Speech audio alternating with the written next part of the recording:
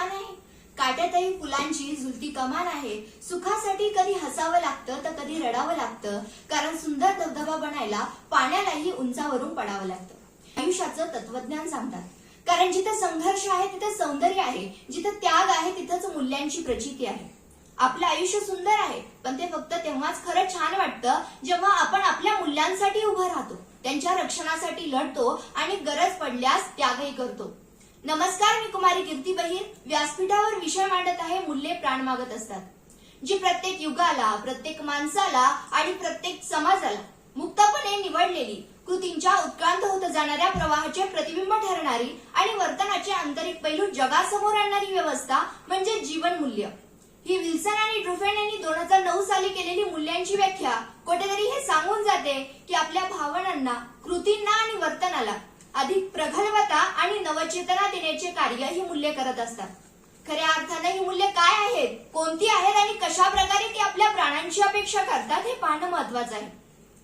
प्रामाणिक स्वभाव, वेळेबाबत शिस्त, सातत्य, सहृदयता, समग्रता, जिद्द, चिकाटी, पर्यावरण जागरूकता, वैचारिक सुस्पष्टता अशी असंख्य मूल्ये आपण विचारात घेऊ शकतो, जी आपल्याला योग्य अयोग्य ठरवण्याची दिशा देतात.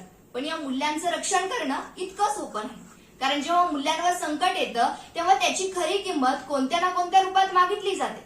आपण म्हणतो ना, सत्यासाठी लढा दिला, धर्मासाठी बलिदान दिलं, न्यायासाठी जीव ओवाळला. मग हे सर्व काय आहे? तर मूल्यांसाठी दिलेल्या प्राणांजलीचा शब्दकोशच जणू.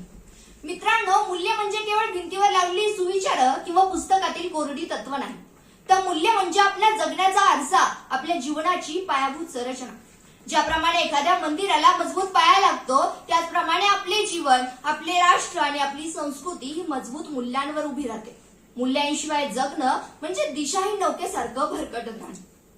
इतिहास हा नेहमीच दिशा देणारा असतो, त्याच्या दिव्यत्वाने तो येणाऱ्या भविष्याचा मार्गही उजाळून टाकतो. आणि आपला इतिहास म्हणजे मूल्यांची प्रदीर्घ कथाच.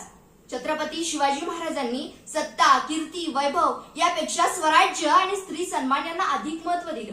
सर्वपरिचित घटना सांगायची झाली तर महाराजांनी जेव्हा सुरत जिंकली तेव्हा तेथे स्त्रियांच्या सन्मानाचे रक्षण करून त्यांनी सांगितले की जिंकणे म्हणजे लुटणे नव्हे, तर न्याय प्रस्थापित करणे.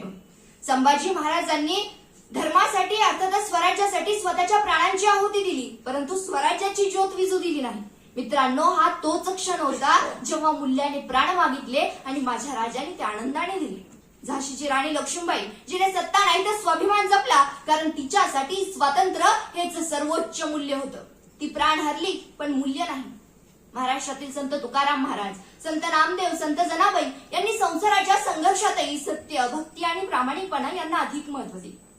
या सगळ्या उदाहरणांवरून मग तुम्ही सांगाल की मूल्य प्राण मागतात म्हणजेच नेहमी जीव द्यायचा, बलिदान करायचं, मरायचं असं आहे का? मग आमचे कवी या जगण्यावर शतदा प्रेम करावे असं का सांगतात? तर मूल्य प्राण मागतात म्हणजेच नेहमी जीव देणे नव्हे, तर जीवन बदलणे होय. त्याचा अर्थ कधी स्वार्थावर प्राण देणं, कधी अहंकारावर विजय मिळवणं, तर कधी अन्यायासमोर शांत बसण्याच्या सवयीवर प्राण देणं.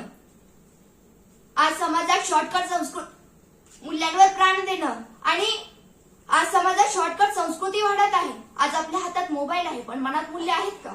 आपण स्टेटस अपडेट करतो, पण कॅरेक्टर अपडेट कधी केलं का? कारण जर विचारातच तत्व नसेल तर प्रगती ही फक्त बाह्य राहते. मूल्य म्हणजे जिवंत राहून योग्य जगणं. मूल्य कधी कधी आपल्याला विचारायला भाग पाडतात, तू माणूस आहेस का फक्त जिवंत आहेस? आणि म्हणूनच कदाचित आमच्या बहिणाबाई विचारत असतील, अरे माणसा कधी होशील रे माणूस. आपण आपल्या घरात, शाळेत, समाजात विचारांचं, मूल्यांचं संस्कार बीज पेरलं पाहिजे. प्रत्येक कृतीत थोडं प्रामाणिकपणाचं पाणी, दयाळूपणाची माती आणि आत्मसन्मानाचं खत. बस आपलं आयुष्य फुलून जाईल. मूल्ये शिकवली जात नाहीत, ती जगून दाखवावी लागतात. कारण मूल्यांसाठी जगणं हे मरून जगणं एकदा शक्य असतं, पण मूल्यांसाठी जगणं दररोज शक्य असतं. आणि म्हणूनच मूल्य प्राण मागतात, पण त्या प्राणातून अमरत्व जन्म घेतं. शेवटी एवढं सांगेल, सारा अंधारच प्यावा अशी लागावी तहान, एका साध्या सत्यासाठी देता यावे पंचप्राण, एका साध्या सत्यासाठी देता यावे पंचप्राण. धन्यवाद.